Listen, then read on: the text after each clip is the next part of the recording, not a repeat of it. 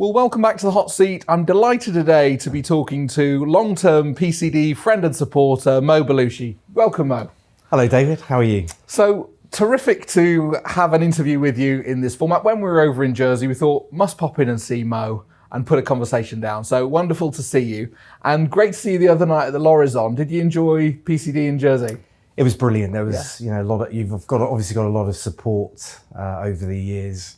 It's a long-standing event and it's just built, especially I've seen it over the last 5 years. It's been fantastic and the location was unbelievable. And you've been an integral part of that growth because you've been such a consistent supporter, which I'm really grateful for. But people who've not had the chance to meet you, it'd be great for you to just sort of set your stall out as to what you do here at Standard Bank and with Melville Douglas, make that distinction and explain it to the audience. Oh, thank you. Yeah, sure. Well, in terms of myself, I've lived in Jersey for around 20 years now. We moved over from Southampton. I'm originally from Bournemouth. Right. I've lived in Tanzania. I've also lived in Australia. But we moved over here 20 years ago and we've never looked back. I moved over with a large bank on a secondment.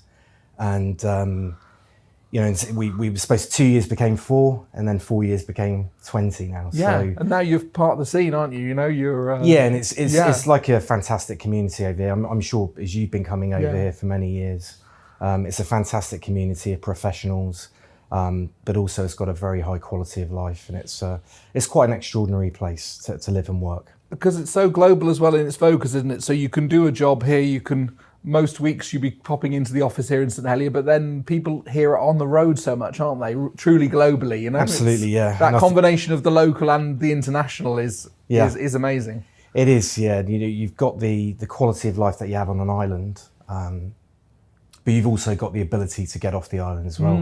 So post-pandemic, we're seeing a lot more people travelling, especially into London, into the UK regions, but also abroad again.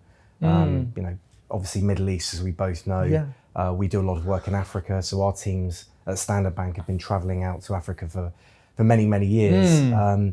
So our clients want to see us in London, but they also want to see us in country as well. So it's been great to get back out to the countries that we work in. And the London scene's still important, isn't it? As a major financial centre that's such a short hop. But so it's a mixture of like what's proximate and familiar and nipping to London, but as well going abroad. I mean, you run some quite big events in London, but what do you see of the scene there? We're seeing again a significant amount of activity. We're seeing the flights full, coming backwards and forwards. And also the intermediaries that we deal with, we've been trying to promote ourselves in the London scene. We have a London office, so we have a London office in Gresham Street, which we have around 15 of our staff from offshore. Yeah. But we're also 20% owned by ICBC, so there's a significant corporate and investment bank there. And we do a lot of work with lawyers, accountants, tax advisors, family offices in London, and London and Jersey have a very integrated ecosystem. And for the key economies in Africa as well, in Nigeria, South Africa, Kenya, they all look to London, don't they, for services? There's a symbiotic relationship there, which Jersey plays an important role. There's very much a symbiotic relationship. And of course, during the summer months, we see a lot of African clients coming into London, where we can visit them and do that servicing in London. Standard Bank Group itself is Africa's largest bank by assets, and it has a number of different business units. And one of the key business units is Melville Douglas, which is the boutique investment management arm of Standard Bank. It was acquired in 2001. The business itself was born in 1983 in South Africa, created by Mr. Melville and Mr. Douglas. And in 2001, the business was purchased. We have offices in South Africa and Jersey. So we have a big team here. So we have a team of 30, which is equivalent to some of the more mainstream names in Jersey. We also have a team of 90 in South Africa, but decisions are made in both jurisdictions. We have a global client base. So most of our business is derived from private clients. We do have institutional business. We have pension business. But as I said, it's mainly private client. So Melville Douglas itself is a boutique investment business backed by the deep pockets and size of Standard Bank Group. Great. And we're going to Dubai together in November. Melville Douglas are one of the 5 sponsors on the ticket. So what is it that you're offering into the Dubai market? Where do you see opportunities there? Well, actually, another fact is that a lot of people don't know we have a Dubai office already in the DIFC. So we've had an office there since 1997.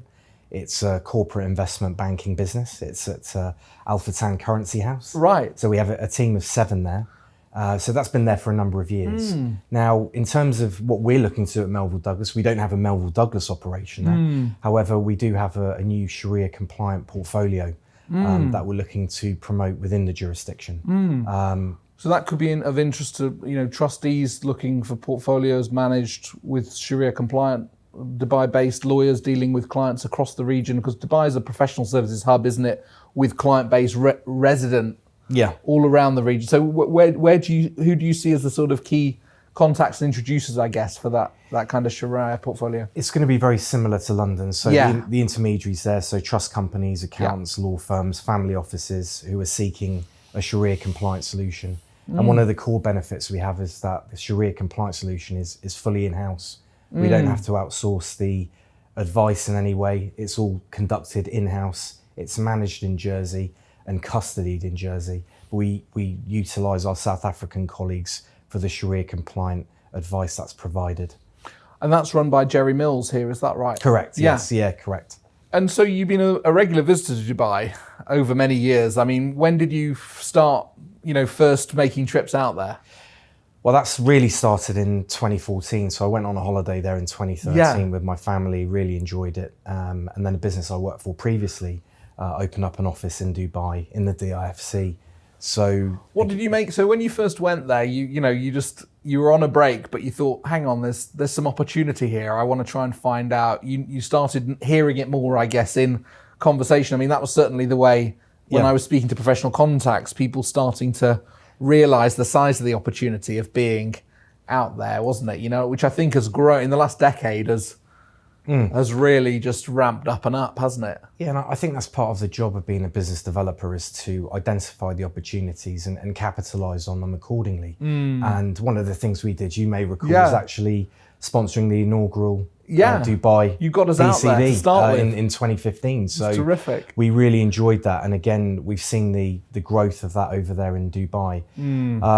But we've certainly seen a shift in sentiment to the east in terms of wealth management, especially post-pandemic. Clearly, we've seen, again, the UAE taking advantage of opportunities, but also the significant rise of Saudi Arabia in terms of Vision 2030 and all the activity that's happening there. But we've always seen Dubai as being a key hub because of the way they've diversified their economy. They've been very welcoming. The regulator is a strong regulator, and it's getting even stronger. So again, and even you look at the skyline. I mean, since 2013 was pretty developed, I imagine, when you first went out there. But the pace of development there is quite astonishing, isn't it? And the way that they handle, say, the Expo, again, there's been numerous markers, haven't there, along the way that have given the city you're absolutely extra right. prominence. They've shown that they can handle those big events. Yeah. So even where you've had, let's say, the global financial crisis, we all heard about the stories of people leaving their cars at the car hire firms and the airports and just leaving. So those images are quite powerful, but it's weathered those storms. It's got through them. It's even got through the pandemic now. And we've even seen them maximise the opportunity in terms of the golden visa solutions that they offer now.